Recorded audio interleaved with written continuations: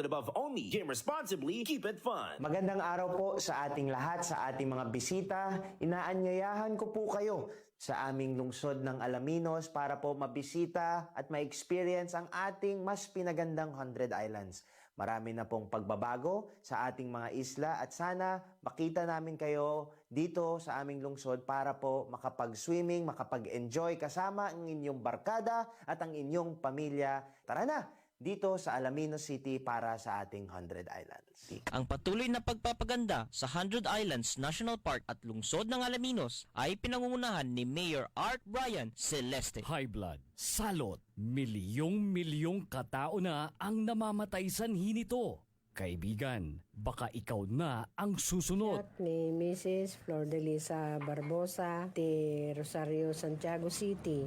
Agtawenak ti 63. Manungatawin nga aglutluto ako, tada karindiriyak. Mariknak agpipikal. Ti imimak iso nga nanggagak ti radyo, dato'y agas nga pao di arko. Pinadas ko. Mayat mo ti epekto na. Do ti food supplement nga napadpadasa ko. Awan ti epekto na. Dato'y pao di arko, idi nagtumarak, manungal daw lang, han nga agpipikal ti imakon. Awisen kay nga mangpadas, tapno maikatmat, dagita rik-rik na inyo, saksakitin nyo. Kaya kaibigan, buhay mo'y ingatan. Mag-Aldrich Pau de Arco Herbal Capsule na para kalusugan mo ay garantisado. Hoy mga suki, hanap nyo ba ay mga murang bilihin, malinis at sariwang pagkain sa pang-araw-araw at handaan tuwing may okasyon? May suggestion kami sa iyo. Tayo na sa Macador Market na kung saan inyong mabibili ang mga mura, sariwa, malinis at ligtas na bilihin tulad ng karne ng baboy at baka, manok, isda, gulay at iba-ibang sangkap sa pagkain. Matatagpuan din sa Macador Market ang dry goods, groceries, eateries at fruit section. Kaya ano bang hinihintay nyo? Gawing bongga ang handa mo everyday with Macador Market. Macador Market is open from 4 a.m. to 8 p.m. Visit us at Macador Market, Galvan Street at Zamora Street sa downtown, Dagupan City. Huwag papayag na wala kang alam sa balita. Maiiwan ka niyan. Huwag kang papayag na hindi mo alam ang latest. Ma-out of place ka niyan. Programang hatid ang tamang balita at tamang impormasyon. Hindi lang sa Maynila, kundi sa buong bayan. Ronda Pilipinas. Pinakabago at pinaka-updated na mga pangyayari ihahatid live. Ronda Pilipinas. Kasama ang gigising sa inaantok mong dugo, si Dennis Antenor Jr. Ronda Pilipinas. Makinig sa buong Pilipinas sa DWIZ Manila hanggang saan mang sulong nationwide sa lahat ng DWIZ local stations sa buong bayan. Watch din ng live sa Aliw 23 at sa Facebook at YouTube ng DWIZ Ronda Pilipinas, Monday to Friday, 10 a.m. Todo Balita, Lunes hanggang Sabado dito sa DWIZ-FM 89.3 News Radio Dagupan.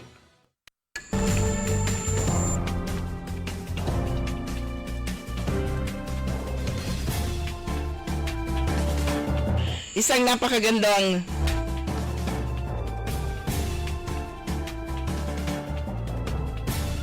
Okay, isang napakagandang umaga po ating pagbati. Good morning, good morning, good morning, good morning, good morning, good morning. Magandang umaga po sa inyo lahat. Araw po ngayon ng Huwebes na po. At September 4, 2025, oras na po natin programa ang Todo Balita at Komentaryo. Salamat nga pala sa Pinoy Gising sa paghatid po ng mga ating mga balitang pambansa. So dadako na po tayo agad sa ating mga lokal na balita. Kami po yung matagapagbalita ko po si Susan Valdez Yadaw. Magandang umaga po sa inyo lahat. Kasama po natin si Carol Liway Iparagire. At yung tambay po natin sa technical side si Ka Eli Garcia. Yan Lanini, bago pa rin po inyong lingkod. Oras natin ngayon dito ay alas 5:40, alas 5:27. Pero dun sa pinanggalingan ko Hapon kararating lang natin, alas 4:27. So ahead po tayo ng isang oras dito sa Pilipinas. Medyo nalilate ng isang oras po ang bansang Vietnam. Pero nagtataka ako bakit yung oras pareho. Hindi siya nag-adjust. So, ganoon pala yung cellphone ko. In-adjust ko at mag-a-advance siya. Pero kung ano yung oras doon sa cellphone ko na umalis ako, pareho din pagkarating doon. Pero ang pagkakaiba, iba yung oras na dito. Ano kaya nangyayari na, no? Yan. Okay, mga kaibigan, kumusta na po kayo? Magandang umaga po sa inyo lahat. Medyo naninibago ako. Parang medyo meron pang puyat ba yon? Pagod? Sinakar ko. Walang patumanggang paglalakad. Kaya pagdating natin talaga, actually doon second day pa lang, masakit na yung katawan ko. Sakit na yung mga paa ko. Hindi sanay maglakad. Pero sanay po tayo umakyat sa 4th floor. Ayan.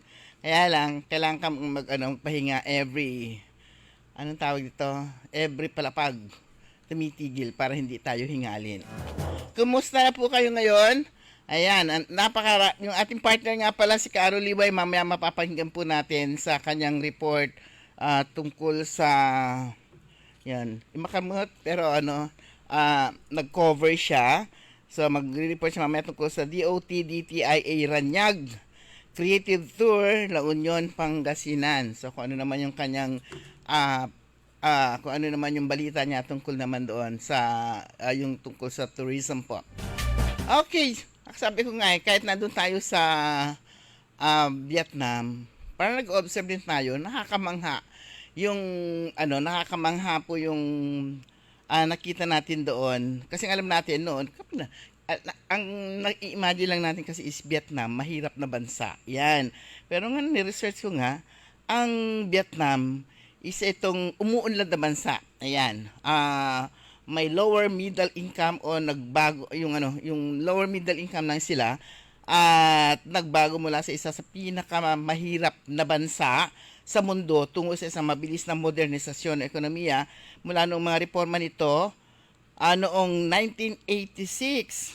So may per capita siya na tumaas ng malaki. At ang pamumuhay po doon, low cost, mura lahat. Minsan nahihiya ka.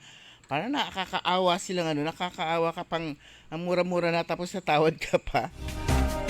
At yun nga, yung pangunahing palaro, isa sila sa mga pangunahing malalaro sa pandaigdigang kalakalan at pagmamanufacture at sa kabilang araw ng pagkakaroon ng hamon pa rin at lugar ng kahirapan. So kapag yung aming tour guide, marami kang malalaman kapag talaga makikinig ka talaga.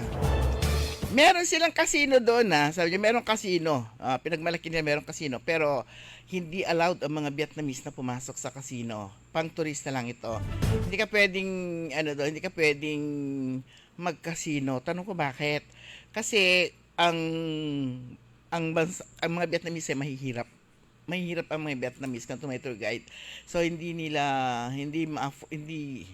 pinapayagan ng gobyerno na mahirap pa na nga tapos nandun ka pa na sinusugal mo pa na nakikipaglaro ka pa ng baraha o isusugal mo pa yung iyong kaperahan.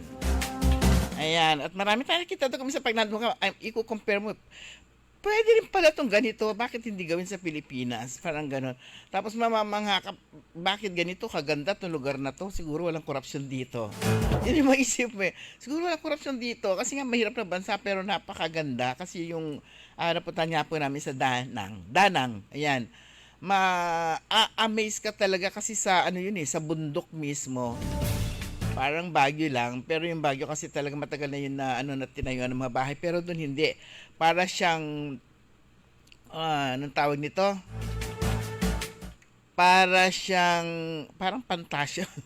Parang pantasya lang kapag mamamangha ka merong yung cable car nga, walang traffic kasi nga ang sasakyan papunta roon pa na cable cars na nagsasalubong, pati tren, imagine ninyo, tren na sa bundok, paano nilang ginawa yung mga yon. Tapos yung mga structures doon, talaga magugulat lang talaga kayo. Kaya, ayan, Go na kayo, pasyal na kayo. Yung pagpunta namin doon, hindi na yun peak season daw. Ang peak season niya ay February hanggang Agosto. So ngayon September, medyo kumonti na yung tao. Yung konti na yung tao, 5,000 daw.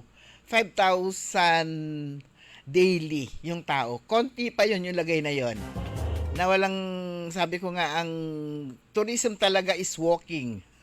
Parang dito, wala ka makikita matao, hindi naglalakad, lakad lang ng lakad. So talagang halos lahat ng areas talaga.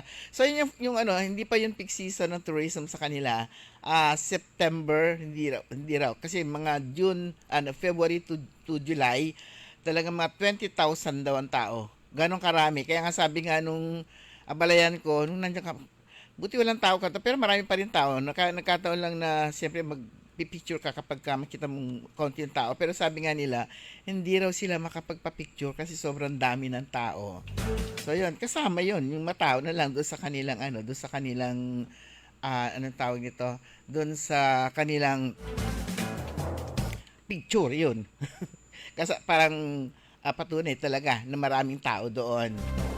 Okay, dito po sa Dagupan City, may kabuang 1,418 benepisyaryo sa Dagupan City ang opisyal at nagtapos sa Pantawid Pamilyang Pilipino Program o 4Ps ng Department of Social Welfare and Development sa temang identification of graduates as beneficiaries ng Pantawid Pamilya. Ang 4Ps ay ang flagship program ng DSWD na naglalayong iangat ang mga pamilyang may mababang kita mula sa kahirapan. So kinilala ng Dagupan City Social Welfare and Development Office ang tagumpay ng mga benepisyaryo sa pagbabawas ng kahirapan at ang kanilang pagsisikap na maisulong ang kapakanan ng pamilya sa suporta mula sa 4Ps program ng DSWD. Samantalang pagtatapos mula sa 4Ps ay tinatasa sa pamamagitan ng patuloy na pagsubaybay ng Social Welfare Development Indicator ng DSWD at survey ng CSWDO sa lungsod na nagpapatunay na ang sambayanan o sambahayan ay nakamit ang sapat na katatagan na ekonomiya at karapatan sa lipunan.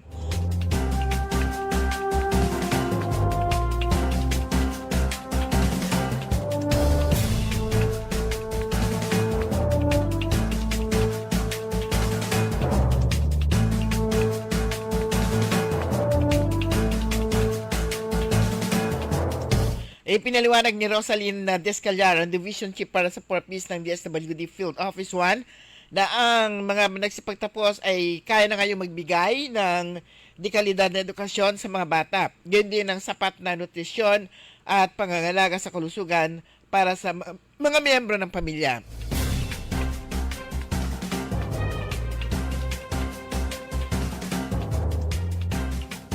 Yakapin at sa buhay daw ang lahat ng mga aral na natutunan mula sa programa dahil ang mga ito ay nagsilbing mahalagang kasangkapan para sa pagpapatuloy ng pagpapabuti ng buhay ng isang tao, sabi ni Descallar. At ayon kay Descallar, nakapagtala DSWD Ilocos Region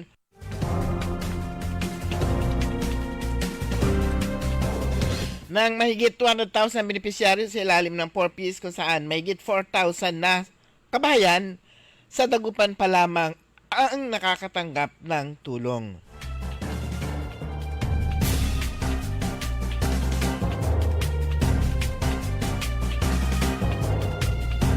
Samantala, sa iba pa natin mga balita, patuloy na itinatatag ng Pangasinan ang sarili bilang isa sa mga pangunahing destinasyon ng turista sa bansa na umaakit ng milyong-milyong turista bawat taon sa pamamagitan ng kultura, natural na kagandahan at mabuting pakikitungo nito.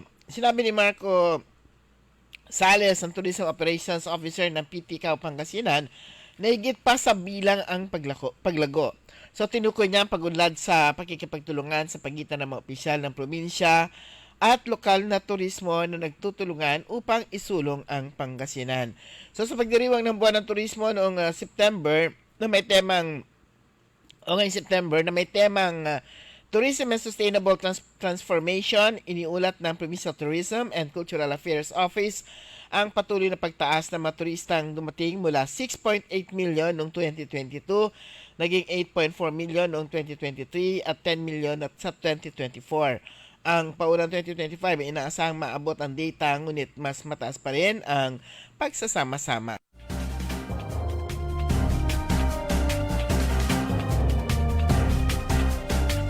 Ang kagandahan dito, yung mga turista na dumarating po dito sa lalawigan ng Pangasinan, karamihan dito mga lokal, mga Pilipino rin, karamihan dito mga Pilipino.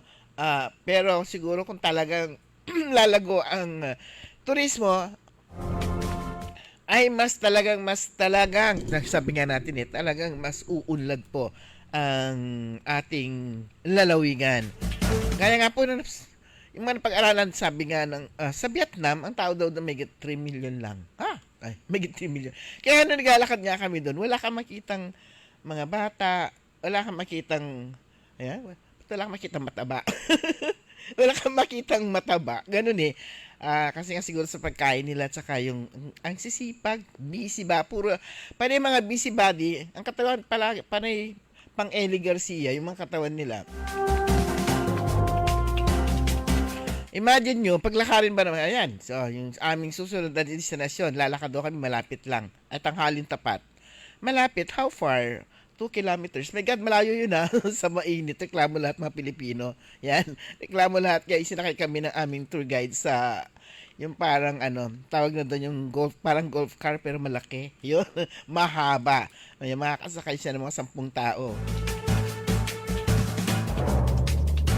Hindi sanay maglakad. Yan, lalo mainit. Iba naman kasi, sa atin naman kasi kapag may mga advisory na huwag maglalakad sa oras na ganito, yung may amputang kanto, pero hindi na masyado mainit yon. Pero, yan, sabi ko nga, sa kalawang araw pa lang talaga, masakit na yung mga paa ko dahil sa puro lakad ng ginawa.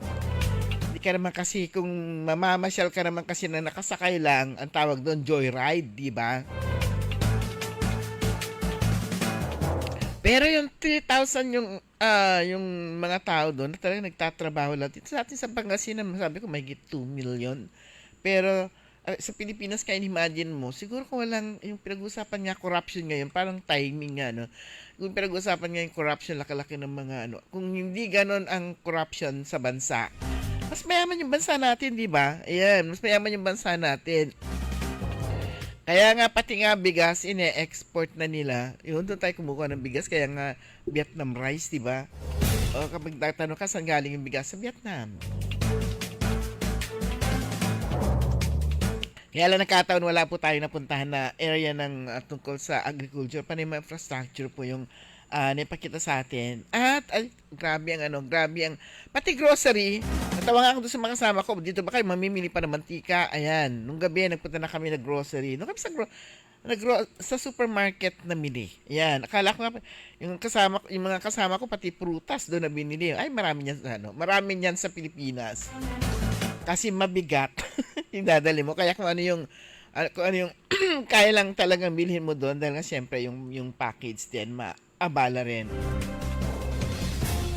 Pero yun nga, sa tourism and sustainable transformation, yan yun po yung pagdiriwang natin ngayon na may temang, yung sa pagdiriwang po ng buwan ng turismo, may temang tourism and sustainable transformation. Mamaya Kaaron Eddie, magre-report si Kaaron Liway ngayon dahil kailan siya nagmo-monitor ako dito Tuesday pala lumarga na rin siya sa DOT-DTIA Ranyag Creative Tour La Union, Pangasinan. Ayan. So, tuwing September po, Philippine Creative Industries Month din to. Ayun nga, part pa rin siya ng tourism. Kaya may 3 araw daw na puno ng pag-aaral at pagpapahalaga sa kultura at kamalayan, mga lokal na bazaar ng mga produkto at mga masasayang pagtatanghal dahil magkakaroon ng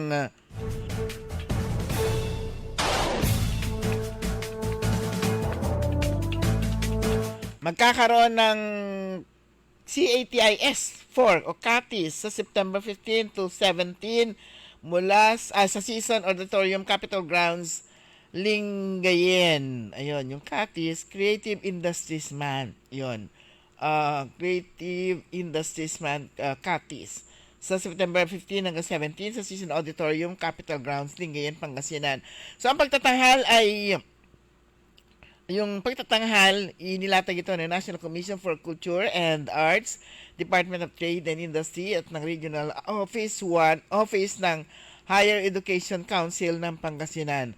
Sa mga interesado daw sumali, pwede kayong maaring sumali sa summit. Nasa first come first serve basis to, kaya merong link na binigay na pre-registration. Tignan nyo na, buksan nyo na lang kung saan itong https://forms.gle/YO2MV.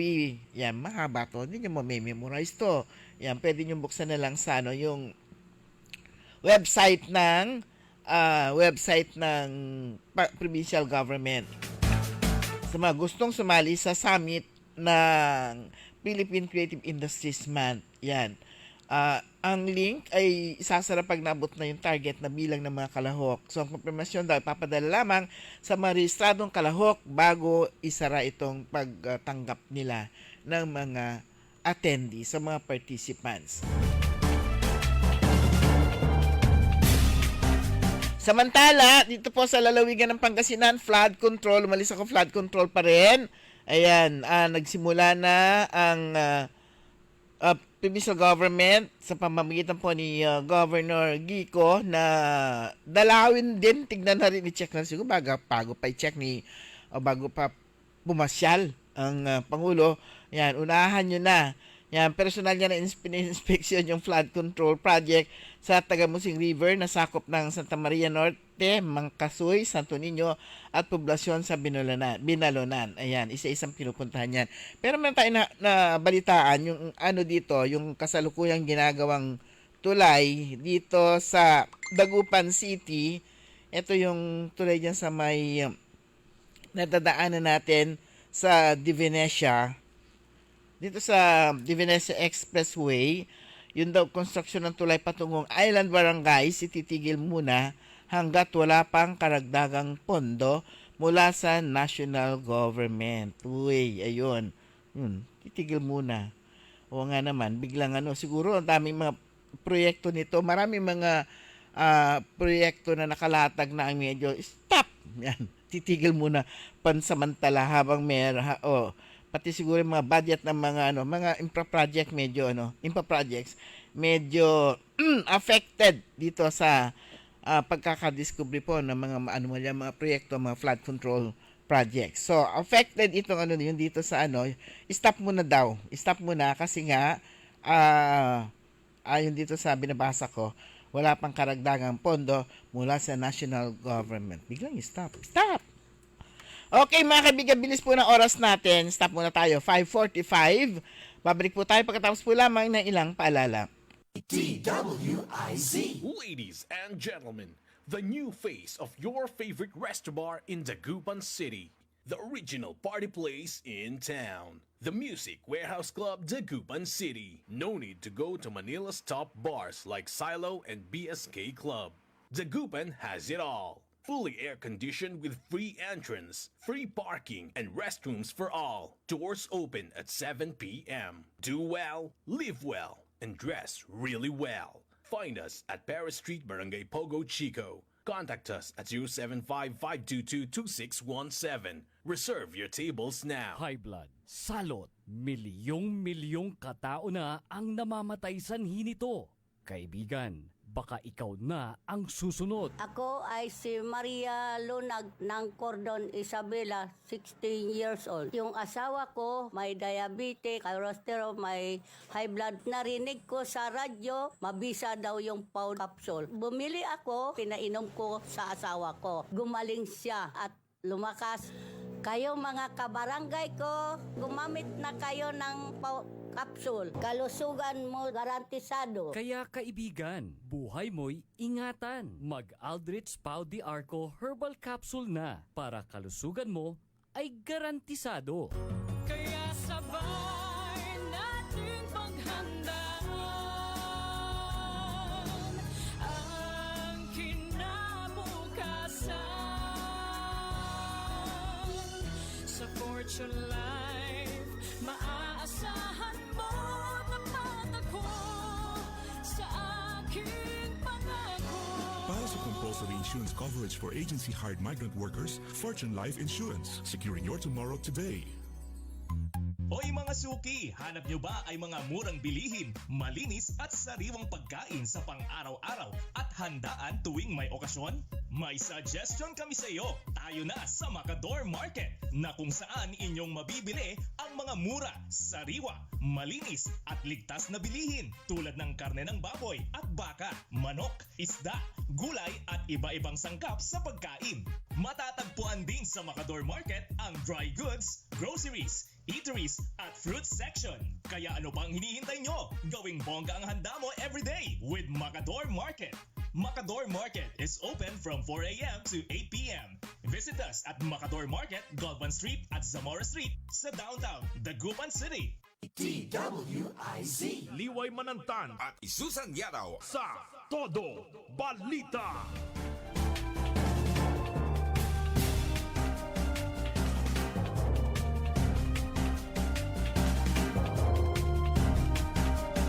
Okay mga kaibigan, bilis po na oras natin. Ganap na po alas 5:48. Aaron Liway, pasok ka na.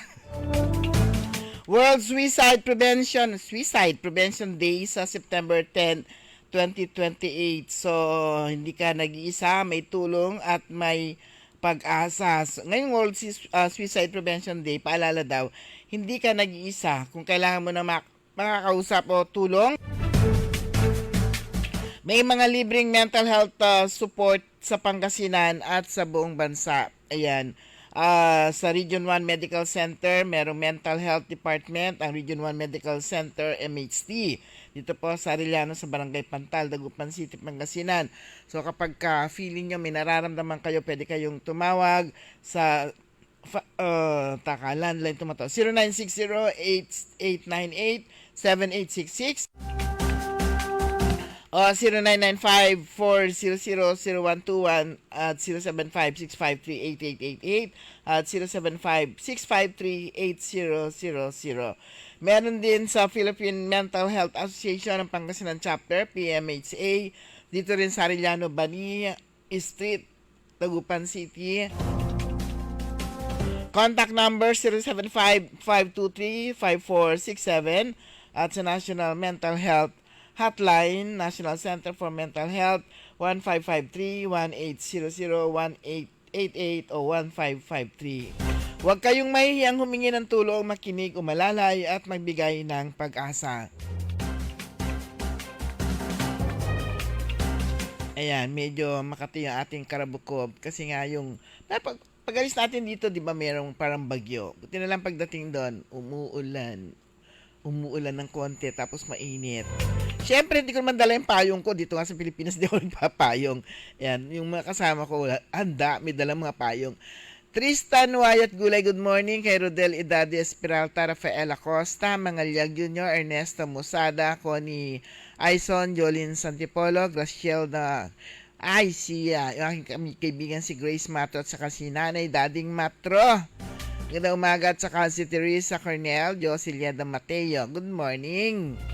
Yan, kumusta na kayo kay Mamata and Tropa? Yan, parang na-miss ko yung yung pagbati-bati. Okay, yung sinasabi natin kanina na Creative Region 1 Summit 2025 sa September 15 to 17 yon sa Sissin Auditorium. Ang pangalan ng programa, Sinnaranay Part 2 o Year 2. Ayan, yung mga na nga lang yan. Dapat, sabi ko nga doon sa, yung pong nasamahan natin, grupo yun ng mga agents sa mga travel agents. Ayan, kaya nakasingit tayo. Ayan. Thank you very much sa Flyers Hub Travel and Tour. Ayan, sa pag-invite sa atin at nakasama rin tayo sa napakamurang package. Tapos, napakamurang package, anliang pagkain, napakaganda rin ng services, pati ng hotel. Diyos ko, yung mula breakfast, tanghali hanggang gabi. Pagdating ng gabi, wala na, pagod ka na. Pero ang doon ang nakakabiglang, pinasok ko, naalala ko, ang nakaka-amaze doon, hindi uso ang Sharon. Nakakasayang, ang daming pagkain, nakakapanghinayang yung ano, yung isinaserve nilang pagkain. Tapos hindi naman pwedeng i-take out. Ayaw din i-take out nung grupo namin, grupo ng yung sa mga travel and tours. Di ba sana sayang naman, di ba? Bayad naman yun eh. Kaya yung ano, Pinoy talaga, yung pang second night namin, kasi yung pagkain talaga hindi nagalaw eh. Sa sobrang, hindi ka pa na, kanina usan sa amin, almusaltan ugto. Ayan. Tapos kakain ka na naman. Eh di parang panginamulo tapos ganun karami kapag ka mag-serve sila. So trinay lang namin na ano na ipabalot para ibigay doon sa driver, doon sa bigay sa driver ng bus at saka ng ano ng yung assistant ni tour guide kasi tatlo sila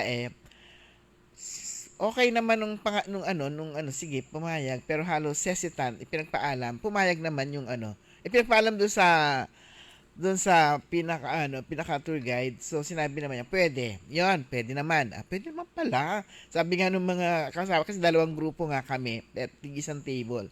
Pwede naman pala, so pareho din, nanghihinayang din. So, nung third, kagabi ba yun? Yung last dinner po namin, kagabi nga. O isang gabi, kasi dito na ako natulog yata kagabi. Amayun ho nga, hindi ko na alam, kailan ako dumating Kahapon lang ako dumating. Sa gabi, dito na ako natulog. Yung huling dinner doon, sobrang dami pa rin. Hindi talaga nagalaw. Talagang konti lang talaga yung nagalaw. Dahil na, hindi naman kami malakas kumain ganun Malakas lang maglakas lang mag-Sharon kapag hindi mo nagalaw, iuwi mo na, di ba? Para sa iyo yun. So, pinag-usap ulit namin na ibalot ulit para ibigay doon sa sa driver nga. Sabi mismo nung tour guide, sabi niya kasi magbibiyahe pa daw sila, gagabihin na. At saka pagdating nila doon sa kanila, kumain na yung kanilang mga magulang o yung mga kasama nila sa bahay na dadatnan nila. So, kumain na sila. So, tapos siya raw, sasamahan pa raw kami sa airport. So, parang ganun. Ibig sabihin, in short, hindi pinabalot. Yan, hindi pina-take out. Yung isda, buong buo pa na malaki. Uy, dito sa atin, ang mahal-mahal na nun. Hindi raw kasi malayo pa yung biyahe nila, madalawang oras. Baka daw uwi na raw sila sa kanila kasi tapos na nga yung kanilang itinerary. So, madalawang oras daw yung biyahe nila. Baka mapanis daw yung pagkain. Yun, nasabi nila. Tapos siya naman daw, hindi na. Tapos busog na daw. Pagdating daw sa kanilang mga bahay, hindi raw, busog na daw sila. Yung mga, kumain na yung kanilang dadatnan sa bahay. So, parang ganon. Hindi mo na pwede dilagay nyo sa ref, bukas yung kainin. Di ba? Tayo kasi yung parang, yun din yung natin ng mga Pinoy, sayang. Yun, yung mga sayang. Pero sila, hindi raw So, siguro kakainin siguro na inisip na namin baka kakainin ng mga ng mga empleyado. Pero mukhang hindi, mukhang sagana sila sa pagkain doon. Parang ganoon sagana sa gulay, sagana sa isda, at sagana sa isda, puro seafoods doon Ay na-miss ko ang pagdating ko ng bahay. Pero masarap, maraming pagkain, masarap nila, kaya lang yung asin nila doon matamis-namis, yung patis nila doon manamis-namis. Kaya tuloy halos lahat ng kakainin mo, parang merong manamis-namis. Kasi asin nga nila, manamis-namis. Hinahaluan ng sukal. Kaya na-miss ko talaga yung adobo at paksiw. Sabi ko, mas masarap pa rin yung adobo at paksiw ng Pilipinas. Pag uwi ko, timing nga ulam namin at adobo at paksiw. Parang na-ESP ko, adobo at paksiw. Ayun talaga, nakakain talaga ako. Super kain. Doon parang tikim-tikim lang sa dami po ng pagkain. Ayan, nagutom na kayo sa kwento ko. Okay. Hindi nakapasok si Carol Liway, ka Ellie, wala. Okay, ganun talaga yan.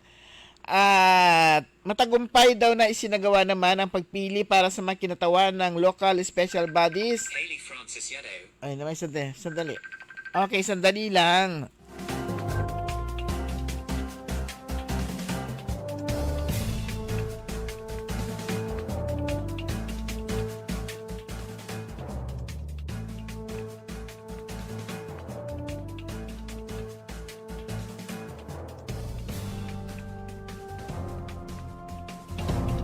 Ayun, may tawag pero hindi si Carol Liway. Ayan. Ngayon, bukas gaganapin nga yung anong tawag dito, awarding ng mga outstanding employees dyan sa siyudad ng Alaminos. So, pero ito yung matagumpay pagpili para sa makinatawan ng local special bodies mula sa accredited civil society organizations ng lokal na pamahalang lungsod ng Alaminos. Kahapon, bilang bahagi yun ng inisyatiba ng pamahalang lungsod sa pamumuno ni Mayor Art Brian Celeste, na higit pang mapalakas ang pakikipag-ugnayan sa iba't ibang sektor ng lipunan at matiyak ang mas epektibong paghatid ng serbisyo publiko. So, pinangunahan ng City Cooperative sa Development Office sa pamumuno ni CCD Officer Silmon Tablang ang naturang aktibidad na personal ding dinaluhan ni na Mayor Celeste, City Vice Mayor Jose Antonio Miguel Perez, City Admin Emmy Gilado at si DILG Victoria Jindawis, City Planning and Development Officer Engineer Eduardo Garcia kasama iba pang kawani ng pamahalang lungsod at mga kinatawan mula sa CSOs. Okay, Tourism Month pa rin ngayon. Yun nga, inisip ko nga sa talagang pag nandun ka talaga i-compare mo yung lugar dun sa lugar mo, pwede rin naman gawin ito. Bakit hindi gawin sa Pilipinas? Pero actually, plano ito nung naalala ko noon si Mayor Benji Lim. Talagang turista talaga. Dating Mayor BSL. Turista talaga siya kasi kung ano yung nakikita niya sa ibang bansa, yun yung gusto niyang gayahin. Di ba sinasabi niya noon, sana magkaroon ng parang cooperation yung bawat LGUs, magkaroon ng parang package tour, dalhin mo sa Manawag para magsimba kasi yung lang naman pinupuntahan din doon. Pinuntahan yung mga merong pink cathedral doon o pink church, talagang pink yung simbahan doon. Napupunta lang talaga sila para magpa-picture doon sa pink na simbahan.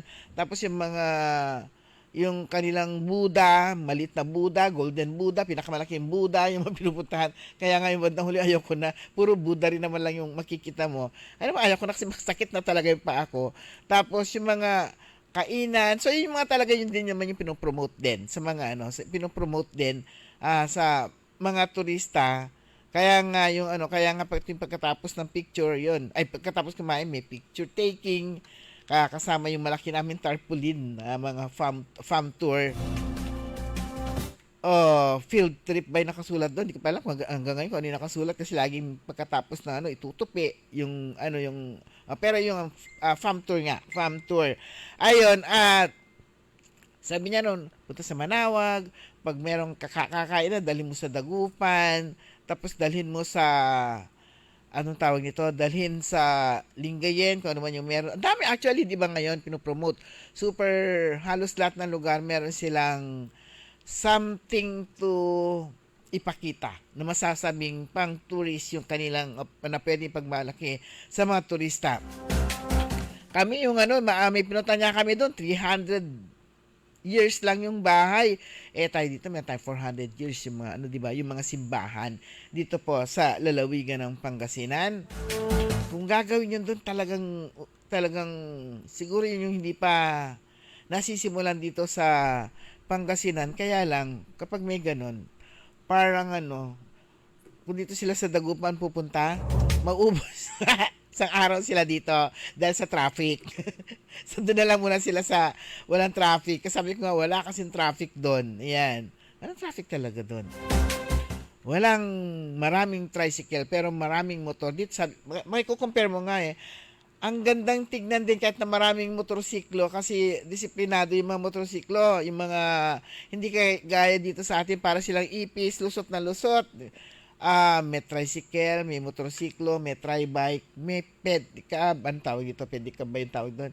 Tri-bike. Lahat na ng klase makikita mo sa highway. Yan, discipline lang talagang kailangan din. Pero mga kaibigan, wala tayong sapat na oras. Ganap na pong 6:00 ng umaga. Good morning, Kuya Benji. Kuya Benji Tan at saka si Madam Rose Marique.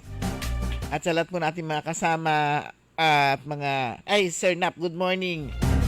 Wala na po tayong sapat na oras at tabayaran po ninyo susunod agad, Orly in the Morning. Makasama po ninyo si Kaaron Orly Navarro, programang Todo Balita at Komentaryo. Kami po niyo nakasama sa technical side si Kaeli Garcia at sa ngalan po ni Kaaron Liway. Ako po si Susan Valdez Siadaw. Magandang umaga po sa inyo lahat. DWIZ Nagbabalita, nagliligtas. sa lahat ng Pilipino. Aliw Broadcasting Corporation noon hanggang ngayon, 73 taon sa Dagupan, 89.3 DWIZ. Nagbabalita ng tama, naglilingkod ng tama.